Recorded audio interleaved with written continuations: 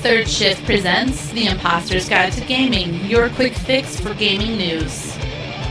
Now, here are your hosts, Eric and Matt.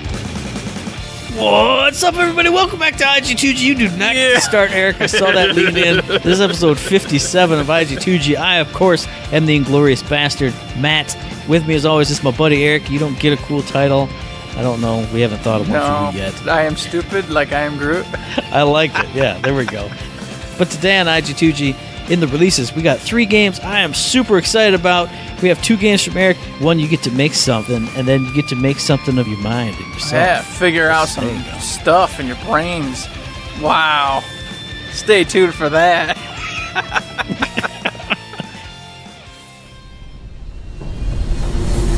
Number 5. Now, this week's releases have 3 games I'm very excited about. I can't wait to tell you about. So I'm going to start off first with Dandy Dungeon, Legend of Brave Yamada. This came out on the 27th of June for Switch. I know, I can't believe it. I'm talking about a Switch game. Switch is dead garbage. Throw it in the poo-poo gutter. But this one sounds really cool, totally up my alley. This is developed and published by Onion Games. And if you don't know who Onion Games are, they're behind a bunch of like weird little kind of like cute, funny games. Think of like Tulip on the PS2, a Little King's Story on the Wii. This dropped for Switch for only $25. Now, this has been a free-to-play game on iOS and Android earlier, so keep that in mind if you want to get... I don't know if you can still get it, but if you want to get a hint of this and what it's all about, maybe you can play it for free on your iOS and your Android device. But what Legend of Brave Yamada is, Dandy Dungeon, however you want to call it, this is a puzzle RPG roguelike in which you play like a game programmer who is, works for this big old company, and he hates his job. He's miserable. He's sick of his boss telling him what to do all the time. So he goes home and he says, I'm never going back there again. But what he's going to do in his free time during the day, at night, at home, he's going to build his own dungeon crawling RPG game. And that's what you get to play. So you get to play the story of Yamada, seeing what he's doing all around the house. But then the actual gameplay is you are crawling the dungeons that you have made in Yamada's real world. And this is where the really cool thing comes in for me, is I've never heard of like a system like this. It kind of reminds me of, something like a Chocobo's Dungeon or a Dragonfin Soup, those usual type of roguelike games where you move and the enemy moves, because you're kind of on a grid, you kind of, know where you want to go. But in this game, in Dandy Dungeon, every floor of the dungeon is a 5x5 square, so you got 25 spaces on there. And you start at the entrance, and you got to get to the exit. The gimmick is there's treasure, and there's items and all kinds of stuff all around the dungeon. But what you basically do is you make a path through that floor, and you can't double back on yourself or cross over where you've been before because the dungeon floors drop away after each step that you make. So what you have to do is plot your way through this floor from the beginning to the end, picking up as much stuff as you can, fighting monsters, leveling up, gaining items, doing all this other stuff. And if you hit all the tiles on the floor and make it to the end, you get a bonus. Or if you don't, then the tiles that are left on the floor like sprout like a fireball that comes and hits you for 1 HP damage for each one that you missed. And then as you're plotting it out, like you get as much time as you want to look at the dungeon plan, but once you start plotting your line, whether it's via the joystick or the touch screen on the Switch here, then a timer starts counting down. I think I've mostly seen like 20 seconds. But if you start taking too long with your decisions there, then fireballs start popping up each second to do you damage. So you're definitely seeing where the roguelike kind of stuff is. It sounds kind of tricksy, but obviously, from what I've heard, this game really eases you into it. Like the first dungeons, it's like, oh man, there's a slime next to the exit, but all the walls kind of lead you along the path you're going to want to take to hit all the tiles, to find the slime, to get to the exit, that kind of thing. But it's just so unique and cool. I really like the idea of throwing those puzzle elements into it. Like knowing that I got to get to this guy, but maybe I have boots that heal me for each 2 steps I take. So I got to get to this monster and beat him, but I want a few more steps before the next one. And how do I prioritize my path with the items, the gold, the walls, the monsters, all this kind of stuff to get to the exit with the most amount of tiles hit, or ideally hitting all the tiles in the dungeon. Now that's cool enough in itself, but you do get equipment, you get items, you get armor, you can level all those things up, you can upgrade all those things, you get spells that allow you to adjust how the floor works. Like one example in one of the reviews I was reading and then listening to was there are water tiles, and normally you can't pass over water tiles. They're basically just dead tiles to kind of shape your path, you know. But then they said if you get one of these certain spells, like a tsunami spell, you can wash those tiles away, and now they're open tiles, so you can go through there. Or if there's water tiles blocking off a little island area, well, you have to get to the island to max out your floor space, so you got to use that spell, get the water out of the way, get to that island. Maybe there's something on that island you want to pick up, and then you explore to your heart's content. And like I said, each floor of the dungeon is 5x5. There can be any number of those floors inside the dungeon itself.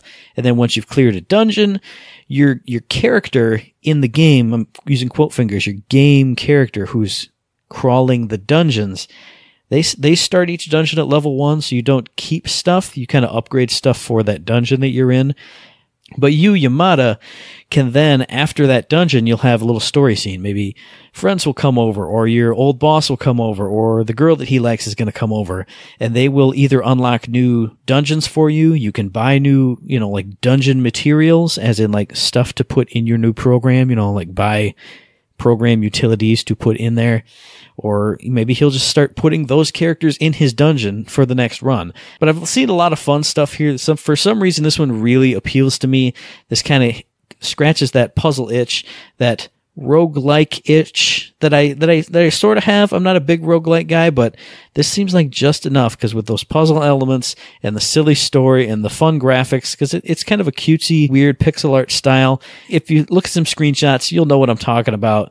A lot about this game appeals to me. I can't wait to get my hands on it, but it's only out for Switch on the consoles right now, so maybe I'll see if my Android phone can let me do a little bit more of this. But check it out if you're interested in puzzles, roguelikes, dungeons. I mean, if you like fun, weird stuff, check it out. It's only $25.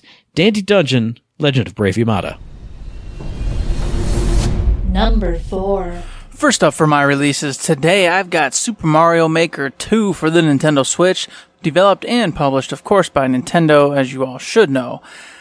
This is the sequel to the Wii U's original Super Mario Maker that a lot of people didn't play because a lot of people didn't have the Wii U.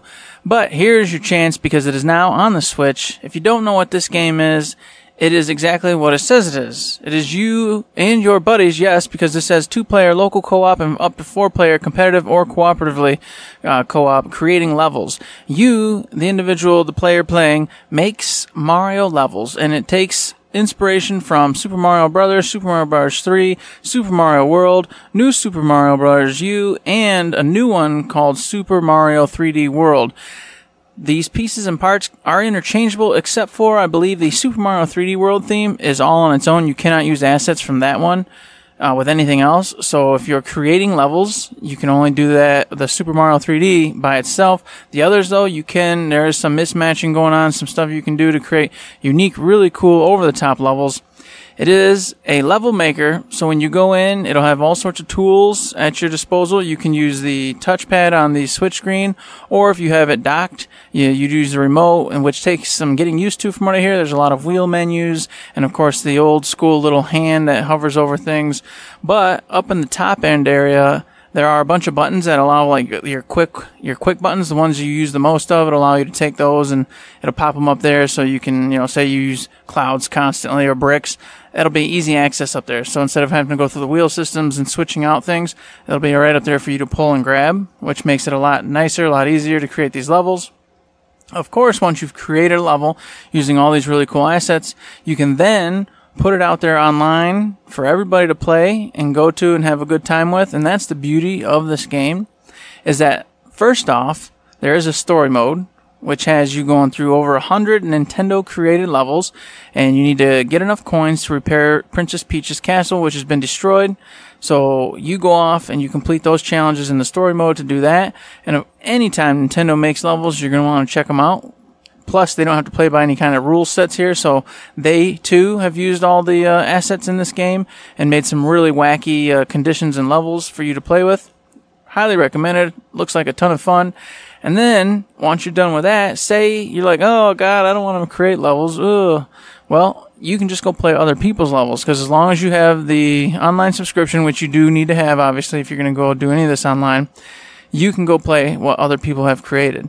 So in theory, with this game being as popular as it is and seems to be getting more popular, there's going to be an unknown crazy amount of levels for you to play. So you can play all sorts of Mario Brothers to your heart's content, and then over and over and over get new experiences and new levels and new things to try out. But if you are on the creative side, as I said, it's a level builder. You can go wild, create all the coolest, craziest, wackiest levels for you, your friends, family, and of course random strangers to play on, and get this really cool feeling of just having a successful level. If your level's really cool, people can like upvote it and put it out there, and then all of a sudden you're really cool and people like your levels. You can get your name out there. All sorts of really fun stuff to do. If this sounds like something you want to do, I'd recommend checking it out. At least go watch some YouTube videos and take a peek for yourself. Number 3. So the next game I'm excited about, this is the return of a legendary weapon fighting franchise. You know what I'm talking about already. You know it's Samurai Shodown, the 2019 version, developed by SNK, published by Athlon Games in the worldwide release. This is out now for PS4 and Xbox One as of the 25th of June. I know I'm cheating a little bit on the dates. I got to do it. This dropped for $50. I've never been a big Samurai Shodown person. Like, I've seen it in action. I've seen the sprites, I've seen videos of it. And I'm always like, I want to get into that because I love one-on-one fighting games. I'm just not that great at them, especially once they get to the, the higher skill tier stuff like super combos, all these systems. But when I'm watching Samurai Shodown, I go, this looks good, this looks right. And reading and watching reviews of this one looks totally up my alley because I shouldn't say it's simple, but it's simple. There's not a lot of crazy combos. There's not a lot of crazy systems in this game. It's you and your sword, and you got some special moves, you got some abilities. I'll get into some more of that stuff later. But this kind of skews more towards like the Bushido blades than the Marvel vs. Capcom 2 or the Blaze Blues or anything. Because what's really cool about this that really appeals to me is, like I said, it's a weapon-based fighter, but the weapons do a lot of damage. You got a 4-button control scheme. You got a kick, which basically interrupts, attacks. It's a quick kick attack. Doesn't do a lot of damage. You got a light weapon attack, which is kind of in the same vein. You got a medium weapon attack, which is like a long-range poke, some zoning distance if you want to get into fighting game parlance here. And then you got heavy attacks, which are big, slow attacks, like a big old swipe with a sword, but they do massive damage. And that's the key about this game is patience and strategy and timing are really rewarded instead of just button mashing and combos. And that's what really appeals to me. Like, if I can get, duck or just, last second dodge this strike and then retaliate with something big, it just, watching this game in action just makes me go, yeah, that's what I want in a fighting game. And now, I've kind of said it's simple and easy and blah, blah, blah, but there are some cool systems in play here. But if you watch the IGN review of this specifically, they show an instance where, my heavy attack got blocked and that leaves you open, as you would assume. But then the writer of that review goes on to say, well, you would kind of expect that they would hit you with a heavy attack since you're open. But since you know that might be what they're thinking, you might throw in your deflect move, because you can deflect an enemy's attack, and that'll send their weapon spinning out of their hands and disarm them. And that would leave them open for a big, sweet, heavy attack from you. But if they think you're gonna do a deflect, then they can do an undeflectable move, like, a super special move, like a big grab or something, and do that damage to you instead. So it's very, very mental chess game, that kind of stuff that I really love. But going into more systems, there's the traditional rage gauge in Samurai Shodown that kind of builds up as you take damage. The higher your rage gauge is, the more damage you do with your abilities and with your attacks. You can also spend that rage gauge to do like a super special move, a big, like a super move, a traditional super move. What do you want from me? You can also do like a rage explosion where it powers up your attacks for quite a bit more than normal, but it kind of is slowly draining your rage bar. And not only can you do that, if you explode your rage gauge, you can do your super special move at any time, and then you can also do an Isen move. Well, I think both of these drain your rage gauge, but the Isen move is like one of those, like the dash and slash things you see in normal samurai movies where it's like, oh, and then you slowly sheathe your sword and it goes blood spray off the enemy. Super cool, doing super big heavy damage. So it's all about risk versus reward, timing, strategy. That's what I love about what this new Samurai Shodown does. But if you're a big Samurai Shodown fan, from what I've heard, this takes a lot from Samurai Shodown 2 and 5, which from what I've heard are kind of the favorites of these games. Brings back 13 of the traditional characters. I mean, even as not someone who played Samurai Shodown, I could recognize all the characters. So you got returning characters, you got new characters. From what I've heard, the story mode in this one is a little bare bones. Like you get an intro scene, you get, at some point a conversation with a rival, and then you get an ending scene. And you don't learn a lot about the characters, especially like the main boss character. And then you've also got a dojo mode in which apparently, from what everyone says, this is supposed to analyze your fighting style and create a ghost fighter of yours that you can then send on to fight other people, or you can download other people's ghosts.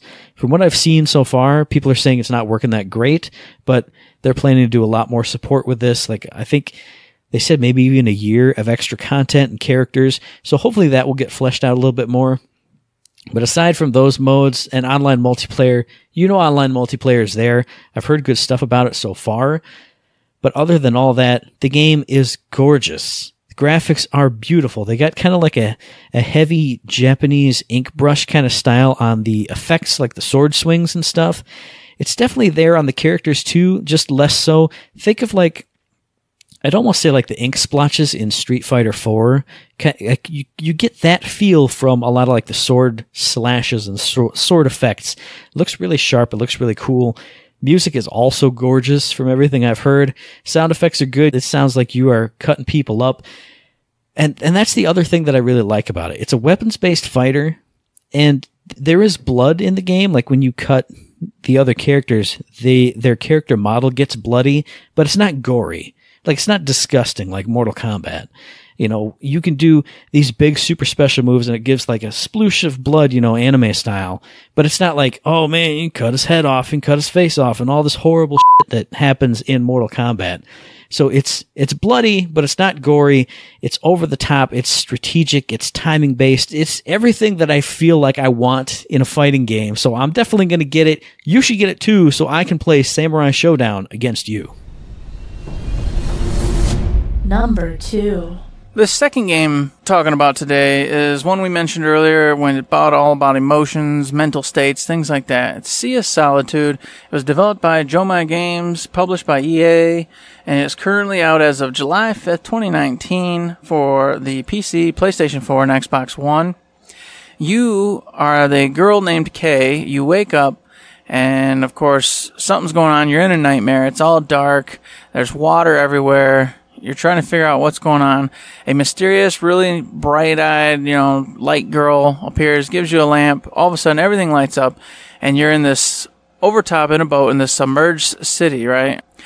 So as you go, you're exploring this boat, and you're trying to figure out what's going on, how you got to be here. And along the way, you find these monsters, because you are a monster yourself, by the way, in case you didn't know. You're trying to figure out why you're a monster, what happened. And you find these other monsters, and they're actually, it's hard to explain, they're actually like parts of your friends and family or people or things you knew that are going through a problem or issues. And it's like an embodiment of that, and you have to figure out ways to help them through it or at least seek closure on whatever mental state or problem it is. So that's pretty unique in and of itself, just seeing that. But secondly, there are these corruptions you've got to go find and cleanse, which of course will help get rid of the darkness and spread light and illumination on how you came to be this way and what's going on. And basically it helps you seek closure on your own issues. So as you're, as I said, healing and helping these monsters, you're also kind of delving into yourself and your own problems and shortcomings. and taking a look at those and finding closure and or fixing the problems. There's a couple bigger monsters that like actively try to kill you or destroy you. There's one in like the water that apparently keeps swirling around and finds you, and it'll snatch you up from the boat if you're not careful. So there's a bit of tense, issues going on there. There's other littler monsters here and there that you've got to use your light, your flare to shoot out and like scare them away as you keep going and traversing the land and figuring out how to solve these puzzles and help these other monsters out. And then by doing so, helping yourself out. It's just a really neat game. It looks gorgeous. Feels really nice. The puzzles look like fun. And overall, it's just a piece that explores mental health issues, real life things going on in people's lives, things that have happened, and just kind of gets you to really take a look at sometimes the nastier side of things and how you can find closure and move on with your life in confronting those issues. It's pretty neat. It's kind of one of those, it's not a walking sim, it's none of that. There is gameplay and things to do.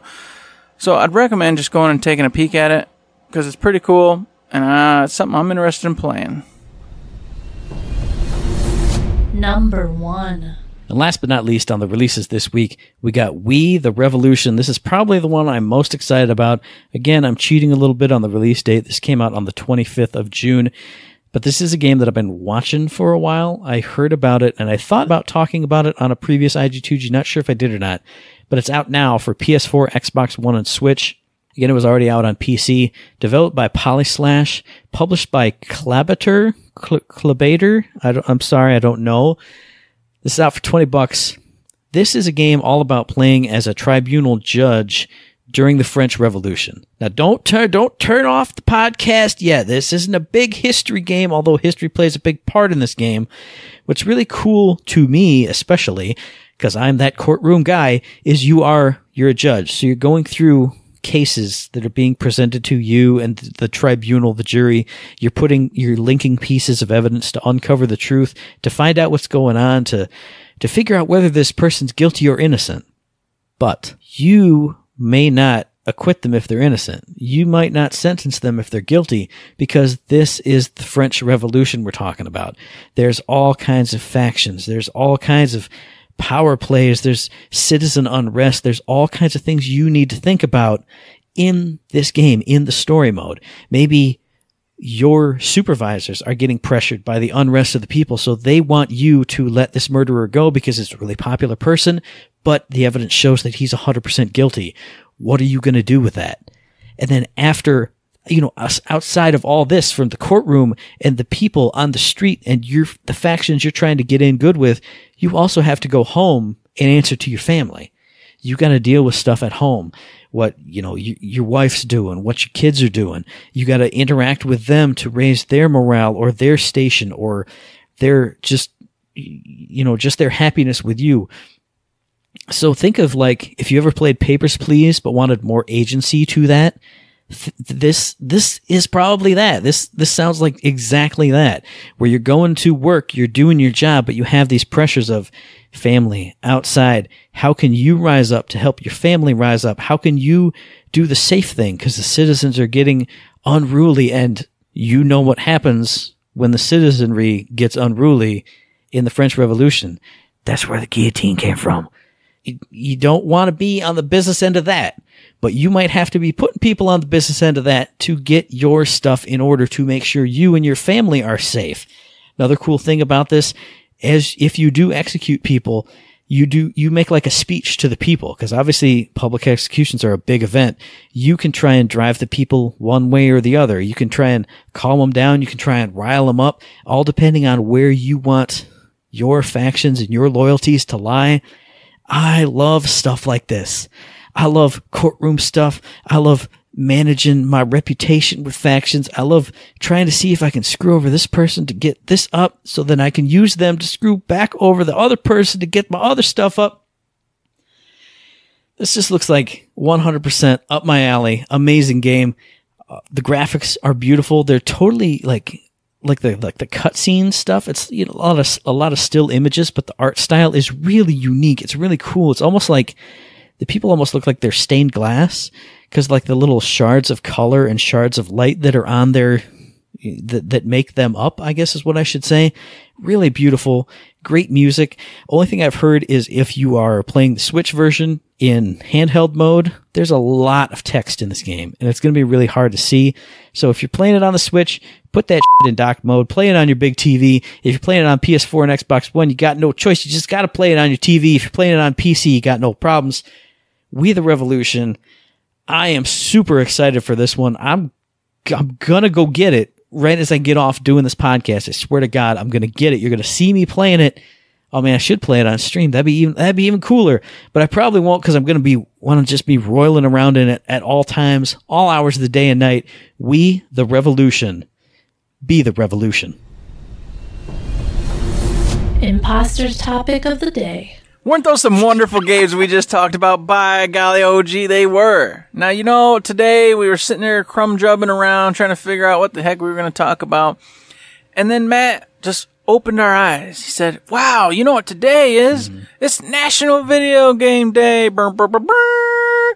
Well, here's an easy, fun topic. Hey, what are some cherished, fun, fond, sad, whatever, doesn't matter. What are a couple memories that are really just ingrained into your body and soul?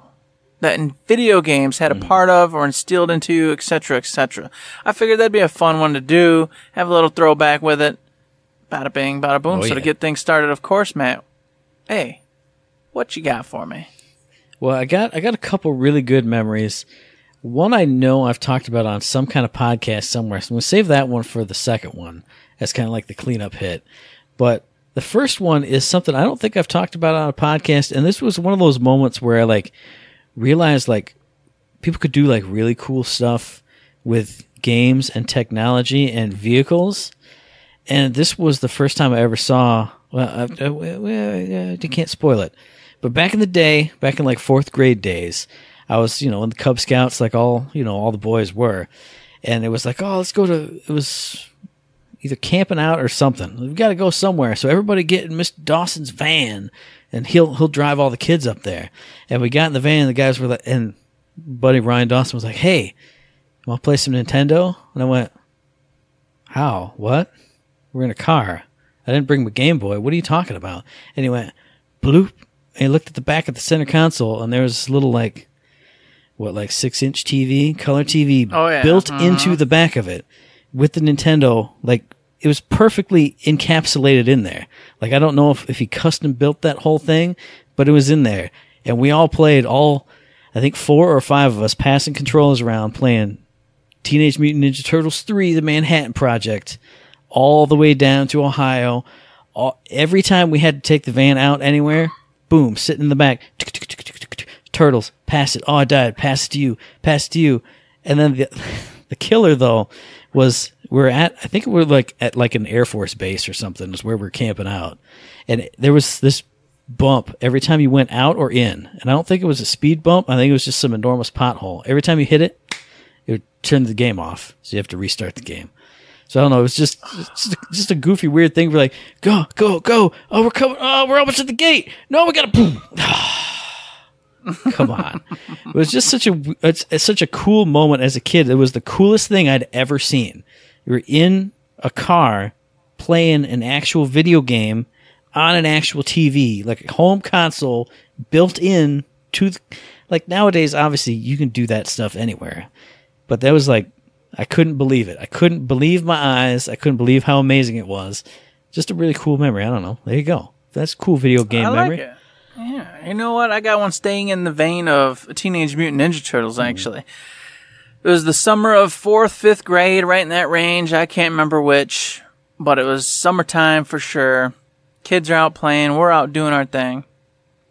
And me and my buddy James, we would get together, and we'd be all right, you ready for this? Yeah, I'm ready for this. All right. We'd get on our bicycles. He'd meet me across the big Logan Street, the deadly Logan Street, and we'd ride our bikes up to the local Quality Dairy, and we'd get our little change out, our little nickels and dimes and quarters, and we'd buy a whole bunch of Jolly Ranchers and a pop. Mountain Dew, usually. That's what we usually end up with.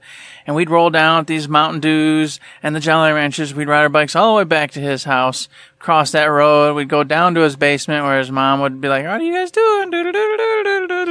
You know, and then she'd make sure to call James up, remind James that all guests have to be out of the house before the father came home.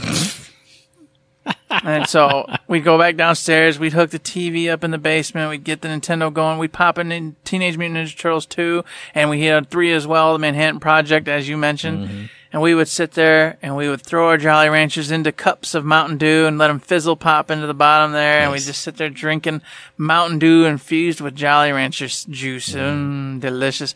Playing that Ninja Turtles all flipping day until the, of course, terrible time when James's mom would go, oh, James, come here. James go, James come back. Hey, it's time for you to go home.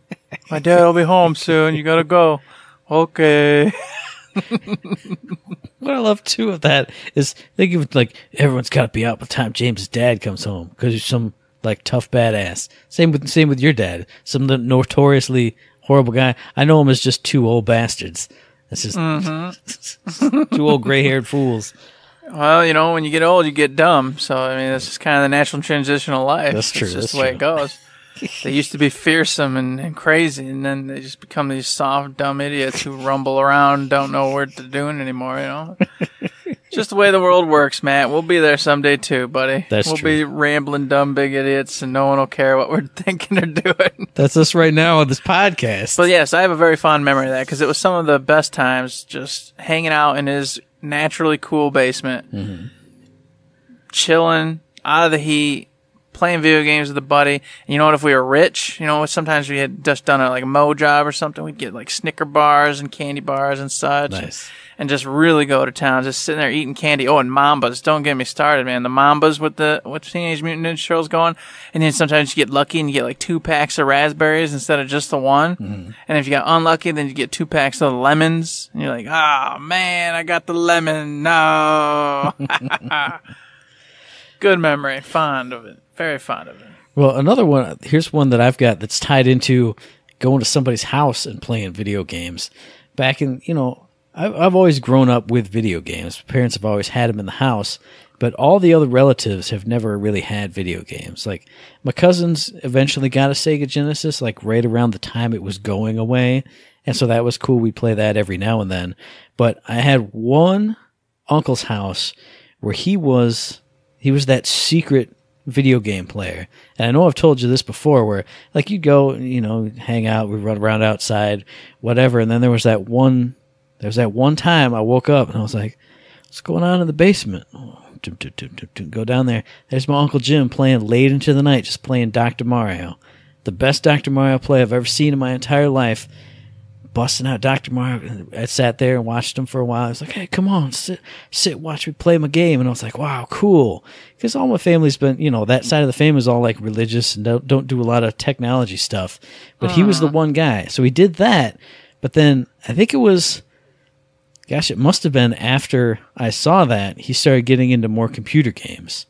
So every time I would go over to their house for like a week on summer vacation or whatever, like, Matt, what do you want to do? You want to play some computer games? Heck yeah, I don't play computer games at home. What's this? And it was just boxes upon boxes of games. And then eventually got to be where they were all installed and you would just scroll this giant menu of games. Just any game you could possibly want. Like, I didn't know what any of them were, but just, I remember pages upon pages of games. What are we going to play? The Indiana Jones text adventure LucasArts game? Heck yeah. Not text adventure, you know what I mean. The adventure game. Playing through that with my cousins. Played through King's Quest VI with my cousins. That was a really cool experience because it was me and my cousin Andrew who started it. And then it got like too hard for him to really help out with. So then his older sister would come in and be like, what are you guys doing? Oh, we're playing this game. It's really hard. Oh, and then like she would sit and play and help me out. And we'd start solving the puzzles and we played through that all the way through from the beginning to the end, like flush through in over like 2 days. I just remember that of just like, as soon as we woke up, what do we want to do? You want to get back into it? Yeah. Let's do it. You know, finding all the hilarious deaths that you would get.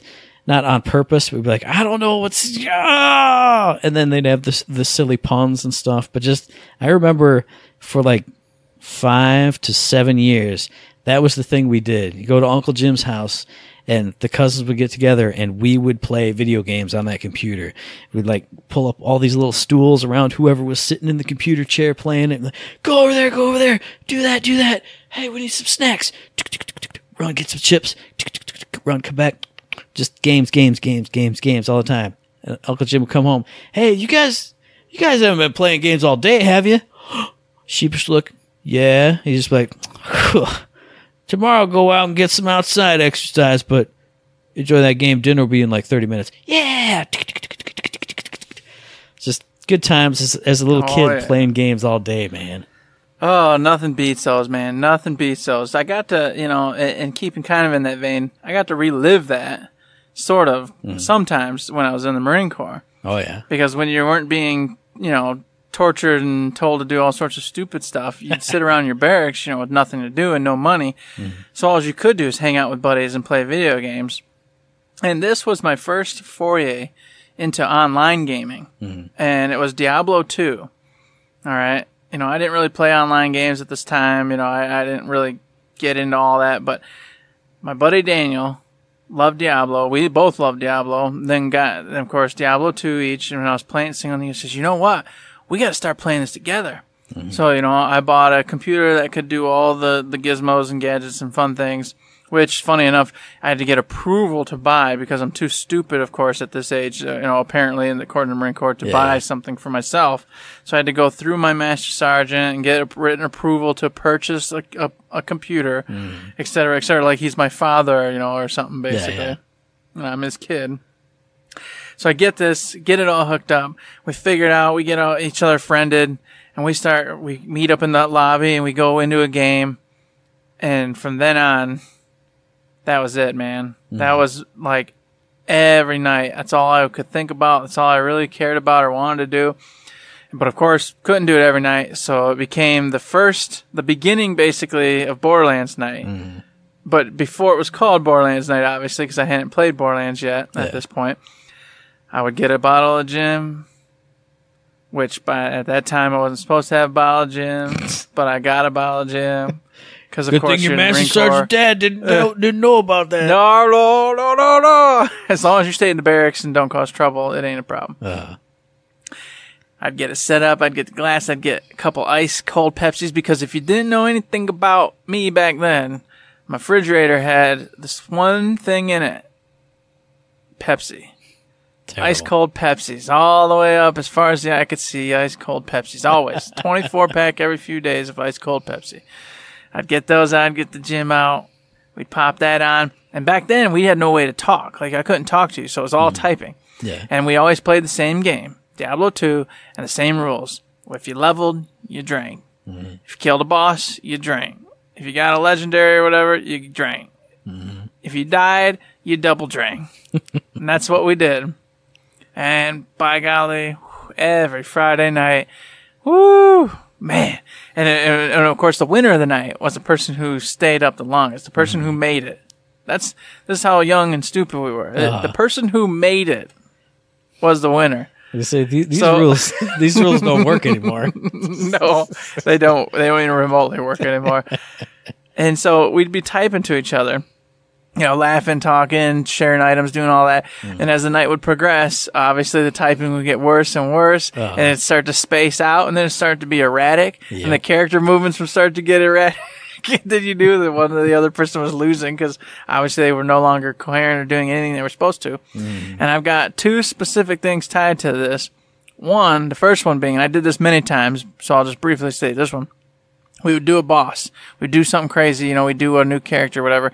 And I would, for whatever reason, go to drop all my gear, or I'd pick up a stick and equip it on accident. And then obviously drunkenly keep going, not even realizing I just dropped some awesome staff or whatever. And then go to bed and wake up and go to play normally and just grind out for a while. And I go, hey, wait a minute. Where's my Tal Rasha's chest piece with the perfect gems in it? What happened? Why am I wearing the stick of truth? Oh no! I would say that one did carry over into Borderlands nights because there was so many times I would wake up like, what am I using this blue shotgun for when I got a legendary and a purple in my inventory? Oh, jeez. Okay, whatever. Oh, I was a dummy. Oh, man. Time and time again that happened. But my favorite memory of all from back in that little era was we used to play with a buddy of Daniel's. All right, he used to play with us tons, all the time, basically. One night, we were doing the game, drinking, getting drunk, and he goes, and he told us, he goes, oh, I got a pizza in the oven, and I can't wait, it's going to be so damn good, la, la, la, la, la, la. Mm-hmm. Time goes by, we don't pay attention, don't care, we keep playing, we're typing, talking, having fun. All of a sudden, Ding Dong disappears. He's not there, he's gone. You know, he stopped moving, he's AFK, we figure he's probably drunk, gone. Mm-hmm. So, come to find out, he'd gotten so drunk, he'd forgotten about the pizza and set his house on fire.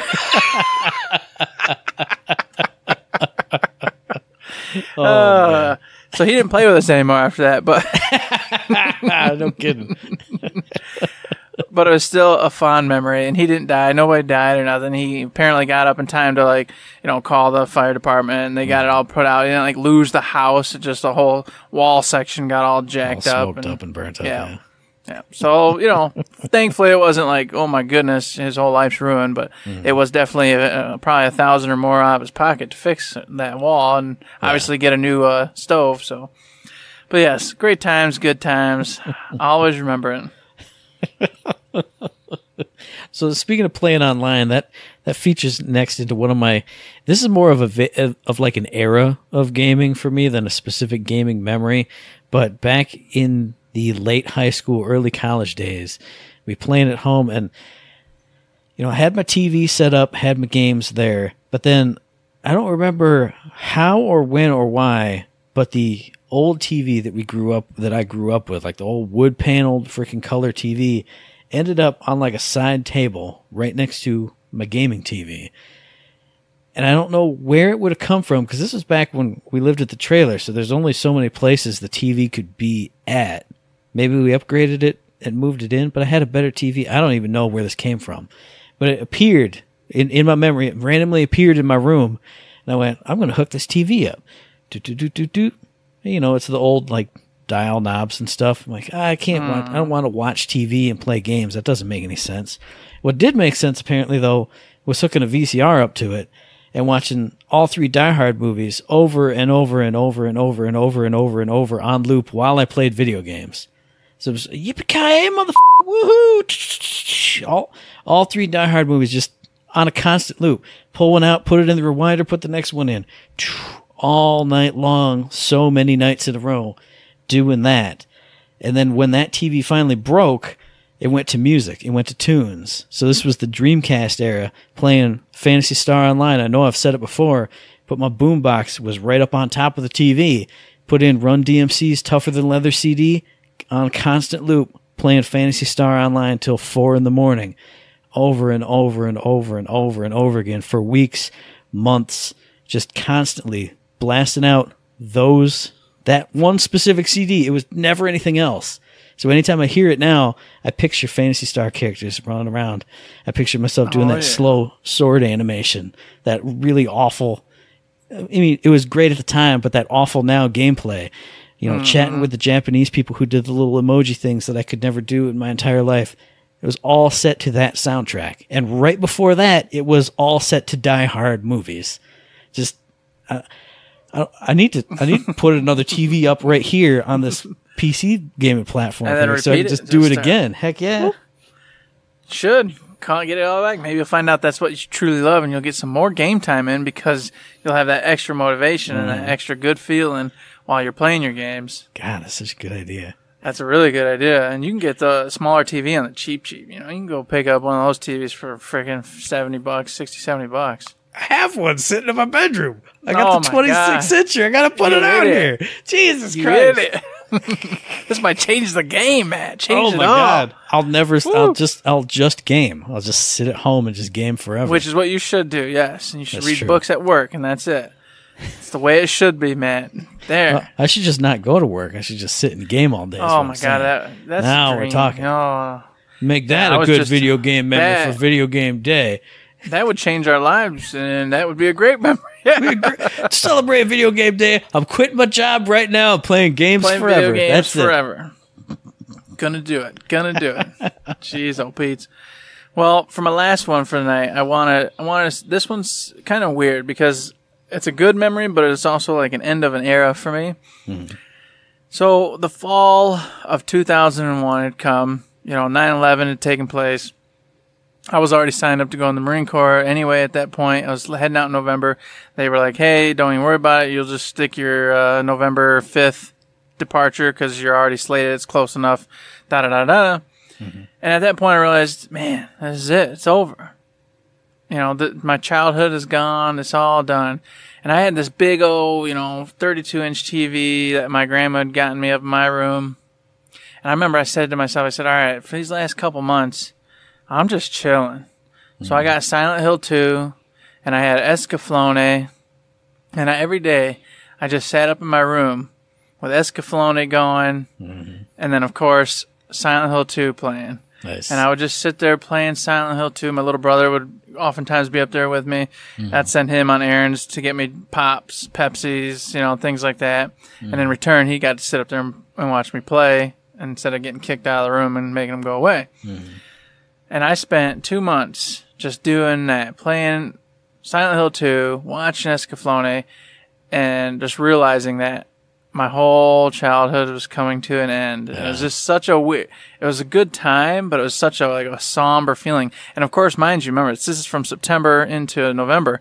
So fall's rolling in, the weather's getting colder, the leaves are all falling, everything's dying.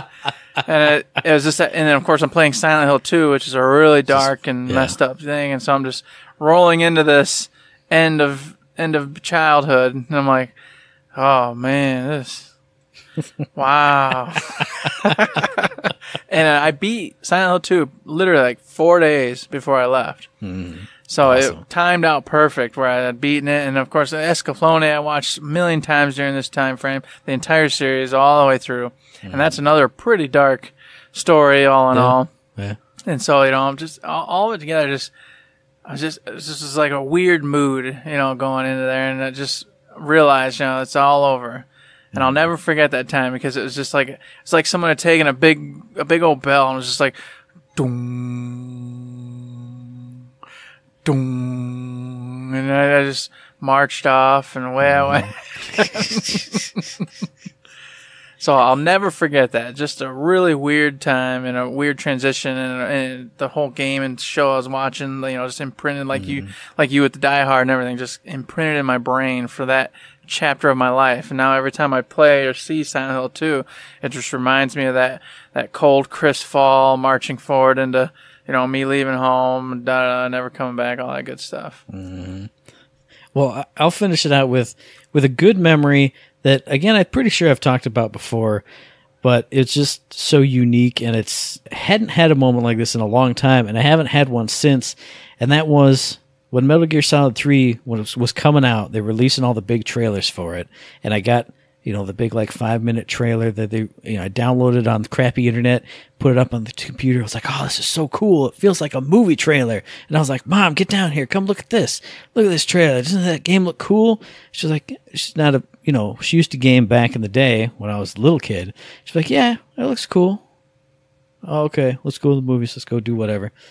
And then the game came, and she randomly came down once while I was playing it, like the very prologue stuff, very intro stuff. She was like, oh, wow, this is that game that you showed me that trailer for. And I went, yeah, isn't it cool? She was like, yeah, it is cool.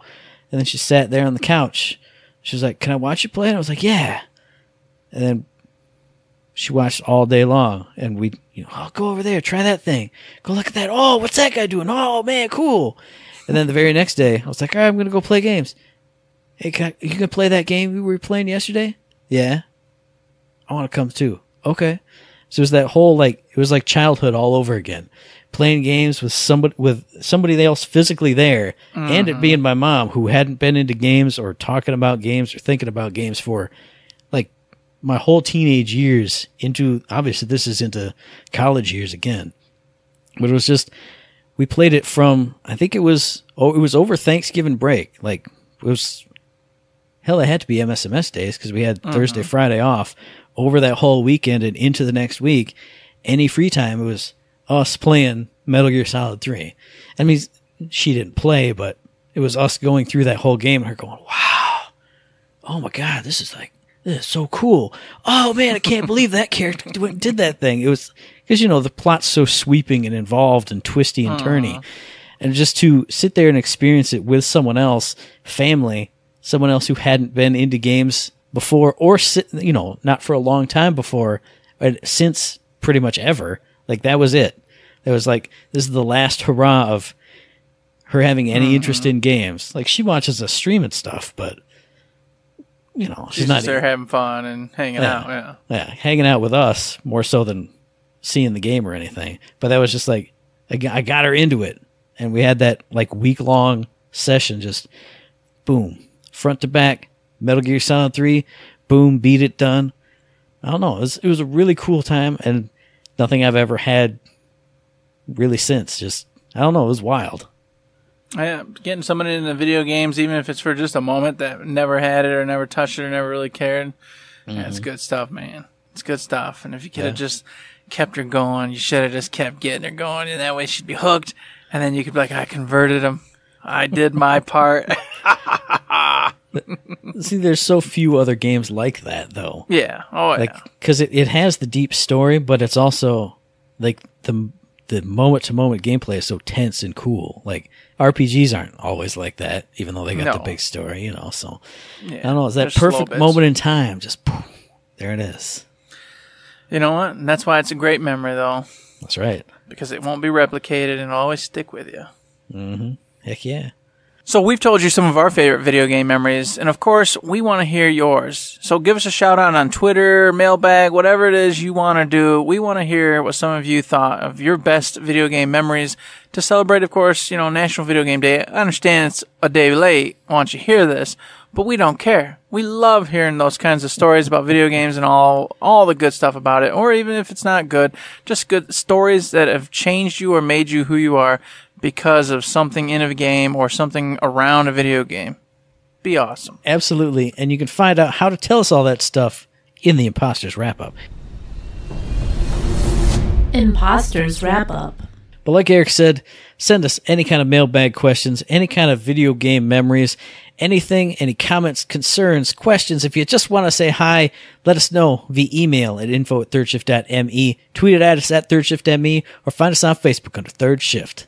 Indeed, you can find us over there on that old Facebook and other places. You can also find us on Patreon. If you like what you hear, like what we're up to, please consider heading over there and throwing us $1, $2, $3, $5, or maybe that coveted $1 million, in which case we will quit our jobs, buy a food line, operate a food line, and we'll have even a shelf or area dedicated to babies in jars. It's going to be glorious. Someday, some millionaire will see and hear this and go, man, I want to see these little goons run a food line. Hey, 4 months until I get my first baby in a jar. 4 months and counting. 4 months and counting. We're already on our way. So, you know what? Make our dream come true. Like I said, we treat it just like a tip jar. If you don't have any money, if you're like, nah, I just can't, man, you know what? I just got to buy that new bungalow I've been really aching to have. We understand. Bungalows are cool things. You got to do what you got to do. You can support us in other ways, though, like your Twitch Prime subs. You can give us 5-star ratings on the iTunes, etc., which gets us boosted up and people see us, and then more people are watching and listening, etc., which is great and glorious for us. Mailbag questions, which keeps us going.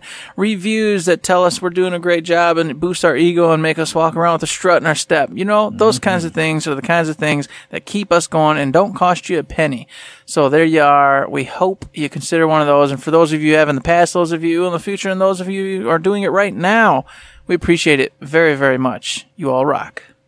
Of course you do. And of course, this podcast drops every 2 weeks on Tuesday. So we'll be back in your ear holes on the 23rd of July for our very next episode. And you can find that episode on iTunes, on Stitcher, on Podbean, on Spotify, and on YouTube.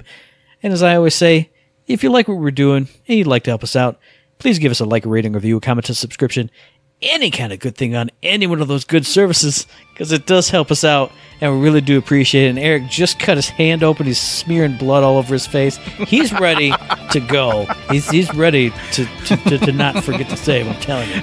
That's right, because there ain't nothing else to say, Matt. But Don't forget Don't forget to save.